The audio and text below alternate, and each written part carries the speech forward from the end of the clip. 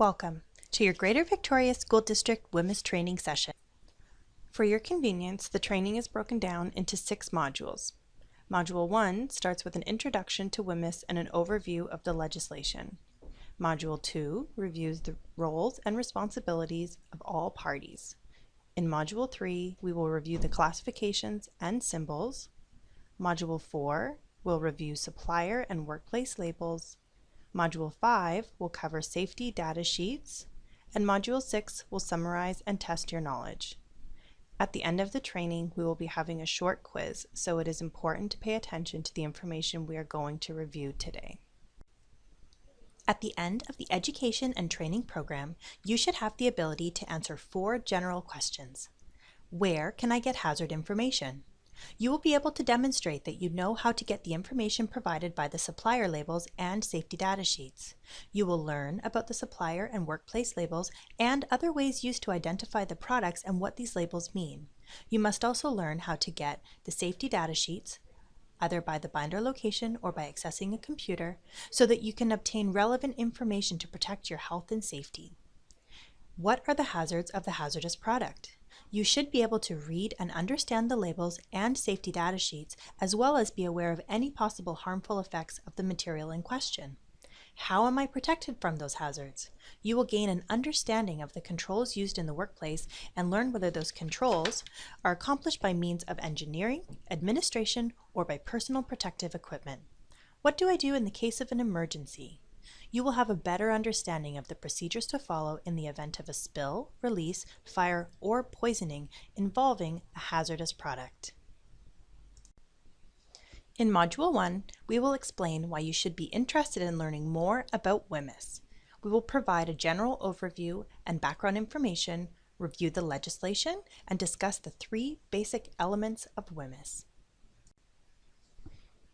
WHMIS is an acronym that stands for Workplace, Hazardous, Materials, Information, System. It is a response to Canadian employees' right to know about the health and safety hazards of materials used in the workplace, and this applies only to work environments. In 2015, the WHMIS 1988 we all knew was amended with the changes to be implemented by January of 2018. Over the next few slides, we will cover these changes. As mentioned previously, the original WHMIS legislation that was implemented in 1988 was amended to what we now call WHMIS 2015. The purpose of the changes was to move towards the UN's Global Harmonized System, also known as GHS. The goal is that the same set of rules for classifying hazards and the same format and content for labels and safety data sheets, also known as SDS, will be adopted and used around the world. An international team of hazard communication experts developed GHS. GHS defines and classifies the hazards of chemical products and communicates health and safety information on labels and safety data sheets. The WHMIS 2015 adopted some of the elements of the Global Harmonized System. The elements adopted are hazard classes and categories, labeling, safety data sheets, pictograms. We will cover the changes to WHMIS 2015 in the next few slides. This table compares WHMIS 1988 with WHMIS 2015. In the past, products that fell under WHMIS 1988 were called controlled products. The products under WHMIS 2015 are now called hazardous products. WHMIS 1988 supplier labels on products had the hatched border and some or all of the 7 types of information. Now, with WHMIS 2015, all supplier labels have the same 6 types of information and there is no hatched border. Finally, what we used to call MSDS, or Material Safety Data Sheets, in WHMIS 1988 are now called SDS, or Safety Data Sheets, in WHMIS 2015. The M for material was removed from the acronym. This slide compares the WHMIS 1988 and WHMIS 2015 symbols and pictograms. The differences between the two are, in WHMIS 1988, the symbols were within a black circle. Now, the new symbols are within a red diamond. besides the biohazardous symbol that is still within the black circle.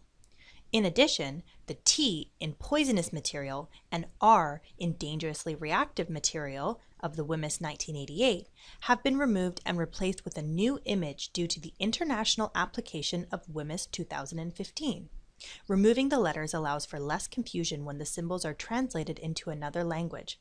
And finally, the health hazard symbol is new and was introduced with WHMIS 2015.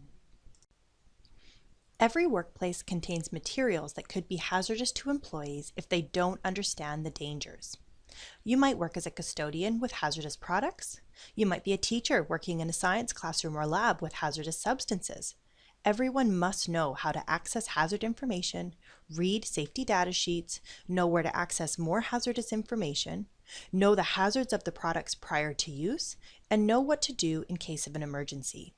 Even office workers may be exposed to hazardous products such as toner for a photocopy machine. Hazardous materials can be found anywhere, but many employees don't understand the risks associated with the products they use every day. You have the right to know the hazards associated with all the materials you work with or around and learn how to use them safely. The purpose of WHMIS is to reduce injuries or disease caused by exposure to hazardous materials used in the workplace. WHMIS legislation applies to all businesses across Canada, making employers responsible for ensuring that hazardous products used, stored, handled, or disposed of in the workplace are properly labeled and adequate information is made available to employees. The various aspects of WHMIS are covered under different legislation. In BC, there are 2 sets of WHMIS legislation that applies to our workplace.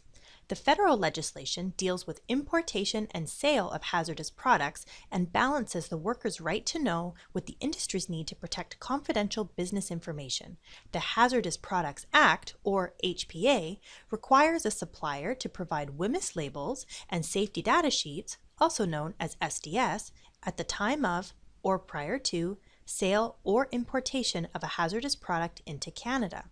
Hazardous Products Regulations provide details of the WHMIS classification system for hazardous products, format, and information requirements for safety data sheets and labels and conditions of exemptions. In short, the Hazardous Products Act requires suppliers to provide information on the hazards of the product via the label and the safety data sheets. The HPR, or Hazardous Products Regulation, specifies hazard criteria for hazardous products and the requirements for labels and safety data sheets. Provincially, WorkSafe BC's Occupational Health and Safety Regulation relates to the provision of safety data sheets, workplace labels, worker education, and training, and is based on regulatory guidelines issued by the federal government.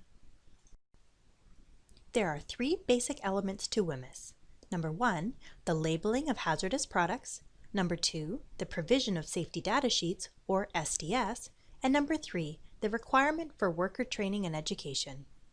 The first element addresses the requirement for labels on containers of hazardous products. These labels alert employees to the hazards and provide instructions for safe handling. The second element is safety data sheets, formerly material safety data sheets. Safety data sheets are technical bulletins that contain detailed hazard, precautionary, and emergency information about hazardous products. The third element is worker education and training. Employees must receive education about the hazards of hazardous products and training in safe work and emergency procedures. Federal and provincial health and safety regulators are responsible for developing and administering WHMIS legislation. This includes providing information to employers about WHMIS and ensuring compliance with all WHMIS-related regulations. A WorkSafe BC prevention officer may enter our workplace at any time without notice to conduct an inspection.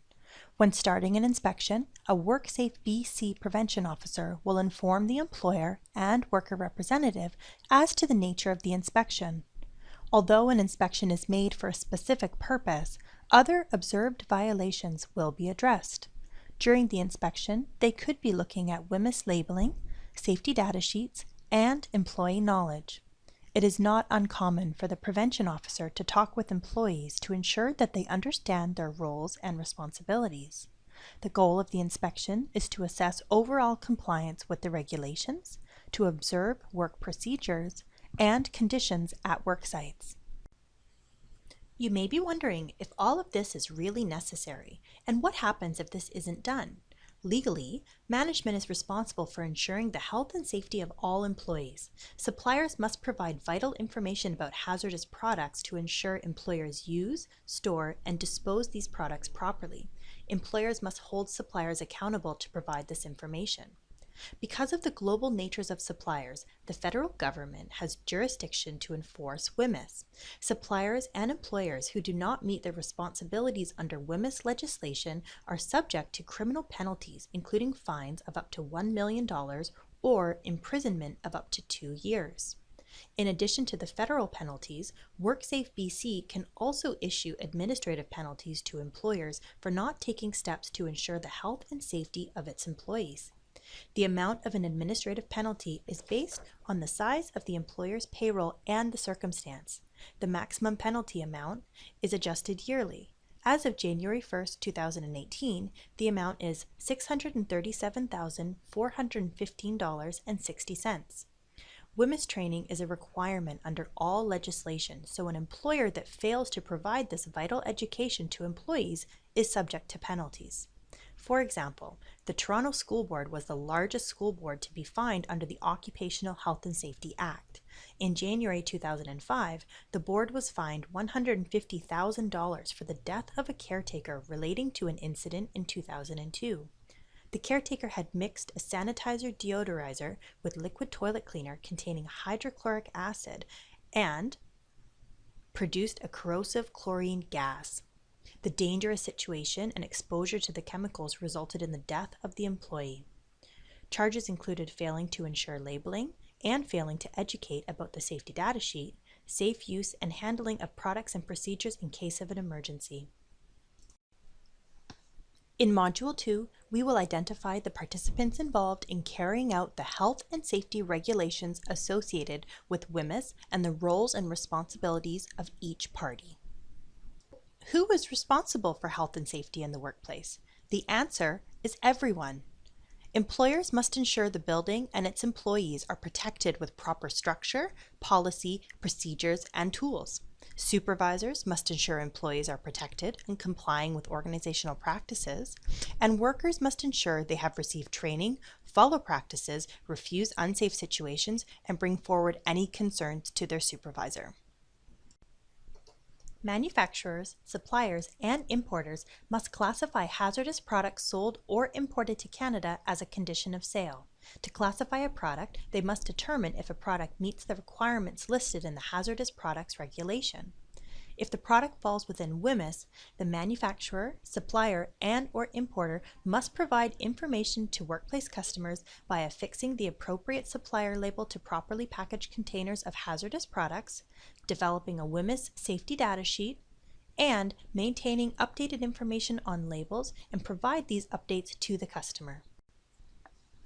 Employers' responsibilities include education and training of workers on the hazards and safe use of the hazardous products used in the workplace, ensuring WHMIS information is readily available to staff by providing workplace labels and up-to-date safety data sheets, and ensuring appropriate control measures are in place to protect the health and safety of workers.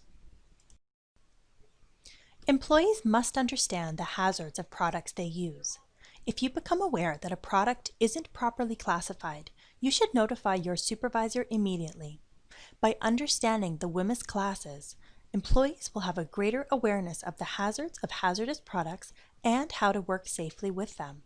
It is an employee's responsibility to learn the information provided by their employer and to follow safe work procedures.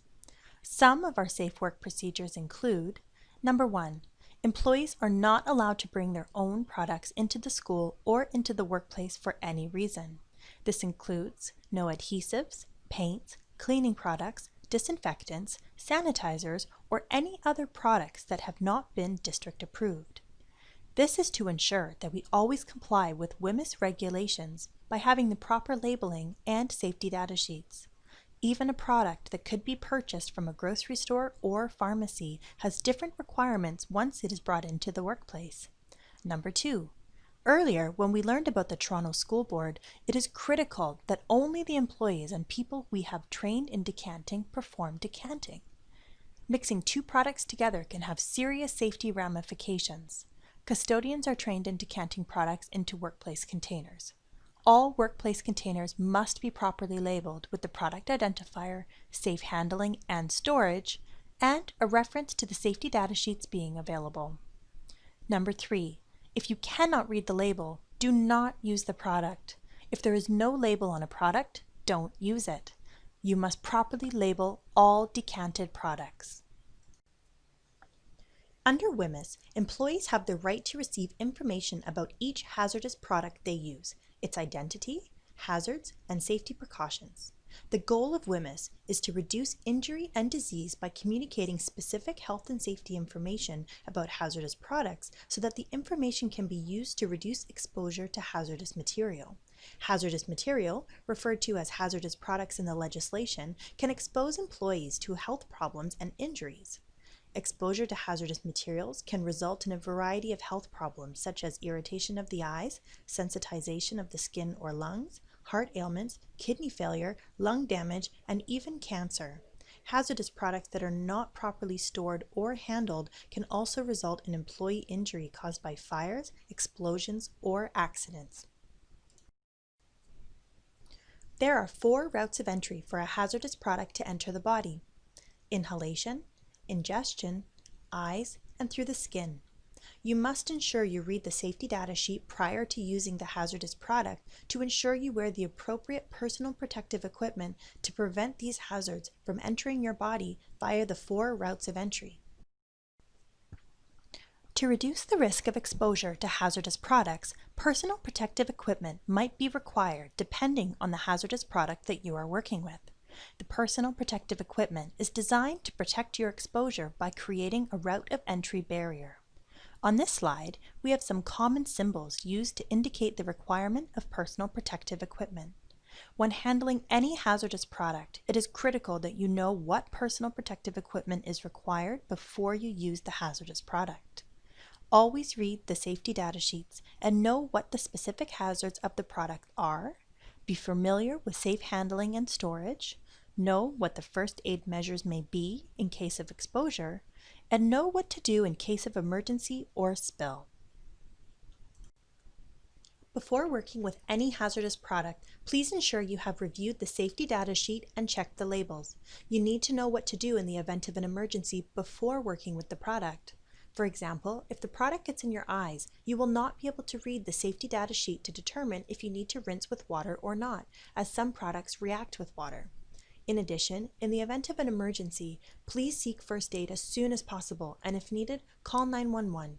The incident must be reported to your principal or vice principal or manager as soon as possible. In Module 3, we will identify the classifications of hazardous materials, the symbols you need to learn and remember, and look at examples. Hazardous products are divided into 2 hazard groups. 1. Physical hazards, based on the physical or chemical properties of the product. For example, products that are flammable, reactive, or corrosive to metals. And 2. Health hazards, based on the ability of the product to cause a health effect such as eye irritation, respiratory sensitization, cancer, or other health effects. Hazardous products that we deal with can be categorized as physical and health hazards. Over the next few slides, we will review the hazard classes. WHMIS 2015 has 9 classes of hazardous materials. Each of these has a distinctive hazard symbol. 1. Gases under pressure. 2. Flammable. 3. Oxidizing. 4. Acute toxicity, fatal or toxic. 5. Acute toxicity, harmful. 6. Biohazardous infectious material. 7. Corrosive to metal, skin, corrosion, serious eye damage. 8. Self-reacting substances and mixtures. And 9. Health hazards. As we learned earlier, GHS stands for Global Harmonized System. Environmental hazards are considered in the new global harmonized system, however, are not included in WHMIS 2015. As well, biohazard is included in WHMIS 2015, but is not recognized in the global harmonized system. This group refers to gases under pressure. These gases are held in a cylinder under pressure and pose the danger of an explosion. Therefore, gases under pressure must be handled with care and stored safely away from the sources that could ignite the gas. If a pressurized container is punctured because it is dropped or exposed to excessive heat, the exploding fragments or rocket-like projectile present a serious physical hazard. Examples of gases under pressure include butane, propane, fire extinguishers, and oxygen. It is important to know our safe operating procedures when handling or working with gases under pressure. For example, propane cylinders must be properly stored in a well-ventilated area. They should not be stored in emergency kiosks. If you suspect a leak, call the appropriate authorities, such as the fire department or the police. Flammable are grouped together into a single class to identify chemicals that pose a fire hazard. There are several classes and categories of flammable materials. Chemicals covered by any of these divisions all carry the same stylized flame symbol. Examples include butane, gasoline, propane, white phosphorus, and magnesium. Oxidizing material releases oxygen and therefore supports combustion. It can contribute to the combustion of another material whether or not the product itself is combustible. The hazards associated with these products are: they may potentially react with flammable and combustible materials to cause a fire, and they support combustion in a fire by releasing oxygen. Therefore, these materials should never be stored near flammable materials. Some examples include nitric acid, bleach, hydrogen peroxide, and chlorine. Acute toxicity. Materials causing immediate and serious toxic effects. These materials may be classified as toxic or very toxic. They are acutely toxic materials which can damage health in a single overexposure. Effects can include nausea, dizziness, diarrhea, or death. Examples include styrene and hydrogen cyanide. Acute toxicity, materials causing other toxic effects. These are materials which cause chronic harmful effects days, months, or years after one or more exposure. Chemicals in this class have a variety of health effects, the most common being irritation. Other effects include allergic response, lung damage, cancer, genetic damage, and reproductive effects. Asbestos, silica, lead, and many solvents are examples of material from the other toxic effects category. Example: asbestos causes cancer, and ammonia is an irritant causing lung sensitization. Biohazardous infectious material. This classification includes any organisms and the toxins produced by these organisms that have been shown to cause disease or are believed to cause disease in either humans or animals. For example, a blood sample containing the hepatitis B virus is a biohazardous infectious material, as it may cause hepatitis in persons exposed to it. Corrosive materials covers products that are corrosive to the skin or to metals. Corrosive materials can attack or corrode metals or cause permanent damage to human tissue such as the skin and eyes on contact. Burning, scarring, and blindness may result from skin or eye contact with corrosive materials. Corrosive materials may also cause metal containers or structural materials to become weak and eventually to leak or collapse. Examples include hydrochloric acids, ammonium hydroxides, lime-away, battery fluid acid, and many cleaning supplies.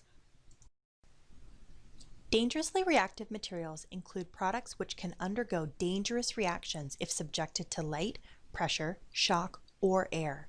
These materials are very unstable and may explode if subjected to heat or may react with water to form a toxic or flammable gas. Examples include hydrogen cyanide, magnesium powder, benzoyl peroxide, and chlorine dioxide. Health hazard represents products that can cause serious health effects such as respiratory sensitization, carcinogens, organ toxicity, and reproductive toxicity. These products may be classified in one of the other classes as well. Examples include asbestos and benzene. In Module 4, we will take a closer look at supplier and employer labeling requirements. The two types of WHMIS labels are the supplier label and the workplace label. The WHMIS symbols on these labels give a quick reference to the hazards associated with the hazardous product. In some situations, employers may use other means of identification such as warning signs, color codes, or placards. This is often the case when products are stored in containers for which labels are not suitable, such as storage tanks, conveyors, or pipelines. If you move a hazardous product into another container, you must use a workplace label on the container. The purpose of labels is to alert employees to the main hazards of hazardous products and provide instructions for safe handling, and to direct employees to the safety data sheet for more information. Suppliers, employers, and employees all share responsibilities for labeling. Suppliers must provide WHMIS supplier labels on containers of hazardous products sold for use in the workplace in Canada. Employers must check to see that hazardous products received from suppliers have WHMIS supplier labels. They must also provide workplace labels and other means of identification, when required, on workplace containers, as well as make sure employees recognize and understand the labels. Employers are responsible for ensuring that employees are trained in safe work and emergency procedures. Employees must learn information on labels before using hazardous products and must follow safe work procedures.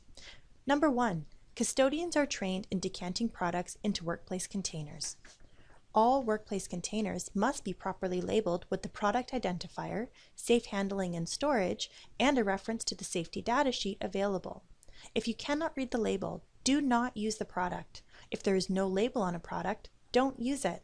You must properly label all decanted products. Number 2, mixing the wrong chemicals together can create fumes or vapors that can be harmful.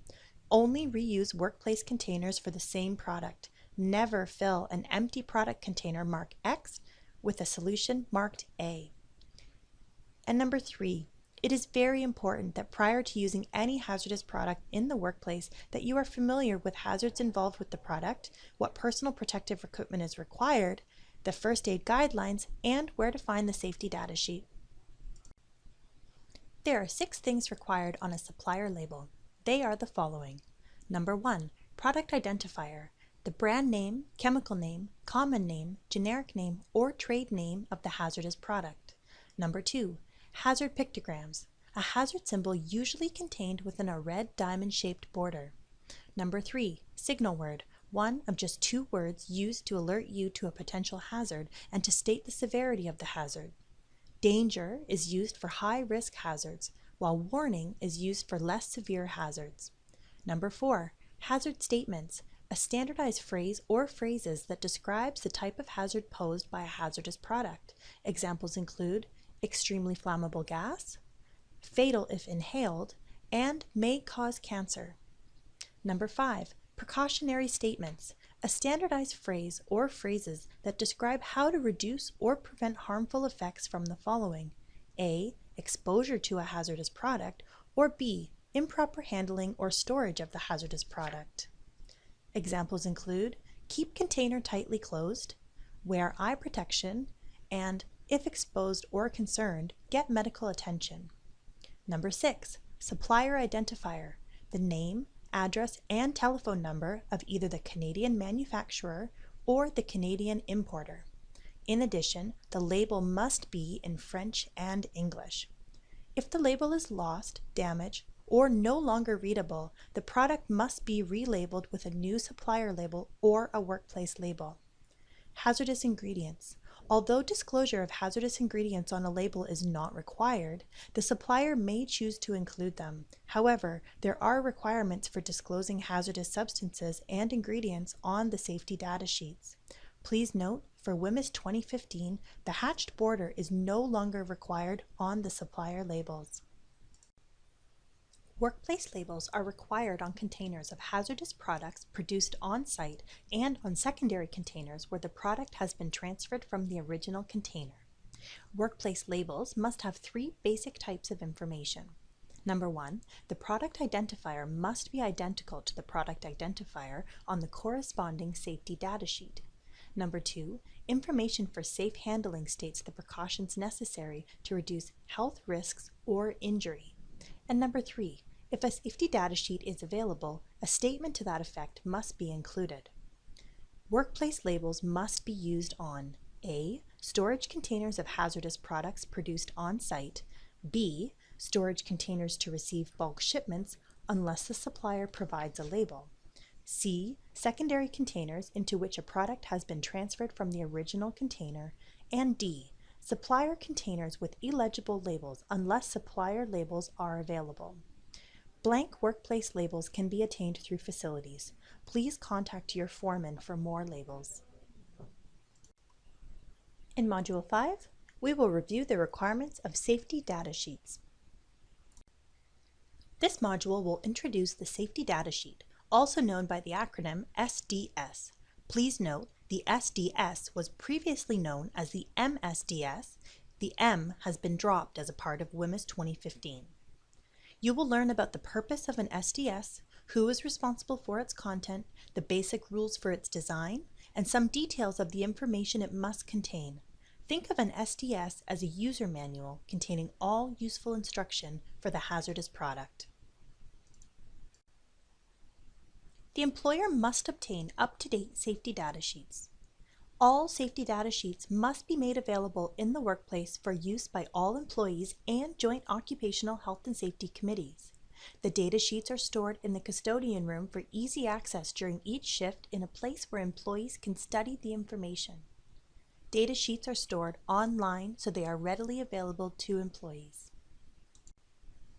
From the Greater Victoria School District homepage, click on Staff, then click on the blue tab in the left column called Human Resources Services, then expand the Occupational Health and Safety section by clicking on the blue plus sign. From there, you can scroll down the page until you find the link to MSDS Online under the subsection Related Links. We use a new program called MSDS Online that lists all of our district-approved products. You can find, review, print, and store safety data sheets in safety data sheet binders at the school. When searching for products on MSDS Online, please ensure you search from the link on the Greater Victoria School District website. This will ensure you are searching for Greater Victoria School District approved products only. Searching anywhere other than from this link from the website means that you are searching across the entire MSDS website and not for our approved products specifically. Safety data sheet binders must be kept up to date. All safety data sheets must be current.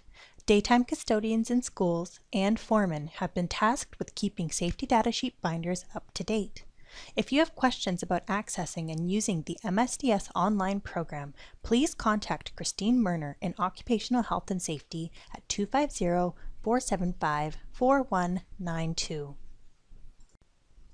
In WHMIS 2015, the safety data sheets contain 16 sections. Some sections are optional, but the order of the sections is mandatory. This ensures each manufacturer provides safety data sheets that follow the same structure. For example, all safety data sheets will have Section 4 as first aid measures, making it easier for workers to search for applicable information as each supplier must follow the same format. In the next few slides, we will review the information found in each section of a safety data sheet. Safety data sheets, sections 1 through 5. Section 1, Identification. This section provides information on recommended use and restrictions on use, supplier contact information, and emergency phone number. Section 2, Hazard Identification. This section provides the classification hazard and label elements, including pictogram, signal words, hazard statements, and precautionary statements. Section 3, Composition and Information of Ingredients. This section provides chemical name, synonyms, chemical name of impurities, stabilizing solvents, and additives when required, and chemical abstract number, also known as the CAS number. Section 4, First Aid Measures. This section details first aid measure by exposure route, for example, inhalation or skin contact, and symptoms and effects of exposure. It is very important to review this section before use to ensure you know what action to take if exposed. For example, some products react with water. You need to know this in case the product gets in your eye so you do not rinse with water and make the exposure worse. Section 5, Firefighting. Suitable and unsuitable extinguishing methods, types for fire extinguishers such as water, chemical foam, carbon dioxide, etc. Specific hazards and special equipment and precautions for firefighters. Safety data sheets, sections 6 through 10. Section 6, Accidental Release Measures. This section covers protective equipment, emergency procedures, and methods and materials for containment and cleanup. Section 7, Handling and Storage. This section provides information on precautions for safe handling and conditions for storage, including incompatibilities. For example, if the hazardous product is a strong acid, this section may state, "Do not store with bases." Section 8, Exposure Controls and Personal Protection. This section provides the product's exposure limit, engineering controls, and personal protective equipment, also known as PPE. This section is very important to review to ensure you are wearing the right PPE before you work with the product to protect yourself from the hazards. Section 9, Physical and Chemical Properties. This section lists appearance, odor threshold, pH, melting and freezing point, flash point, and upper and lower flammable or explosive limits. Section 10, Stability and Reactivity. This section covers reactivity, chemical stability, possible hazardous reactions, conditions to avoid, incompatible materials, and hazardous decomposition products. This section needs to be reviewed to ensure the product is not stored or used with any incompatible products, as hazardous byproducts or reactions may occur. Safety data sheets, sections 11 through 16. Section 11, Toxicological Information. This section describes various toxic effects by route of entry, including effects of acute or chronic exposure, carcinogenicity, reproductive effects, and respiratory sensitization. Section 12, Ecological Information. This section is optional in Canada. It provides detail on aquatic and terrestrial toxicity, persistence and degradability, bioaccumulative potential, and mobility in soil. Section 13, Disposal Considerations. Again, this section is optional in Canada. This section provides information on safe handling and methods of disposal, including contaminated packaging. Section 14, Transport Information. This section is optional in Canada. It provides the UN number and proper shipping name, hazard classes, and packing group relevant for transport of the product. Section 15, Regulatory Information. Another optional section in Canada. This section, if present, will provide regulatory information specific to the product. Section 16, Other Information. This can include things such as the latest date of revision for the safety data sheets. In Module 6, we will summarize and test your knowledge. As mentioned before, employees are not allowed to bring their own products into the school or into the workplace for any reason. Only the employees and people who have been trained in decanting can perform decanting. If you cannot read the label, do not use the product. WHMIS is a response to Canadian employees' right to know about the health and safety hazards of materials used in the workplace. The intent of WHMIS is to provide employees and employers with vital information about hazardous materials. Proper training and education really does make a difference. Working together, we can all help to reduce the instances of workplace illness and injury. Thank you for completing this training. You will now move on to the quiz.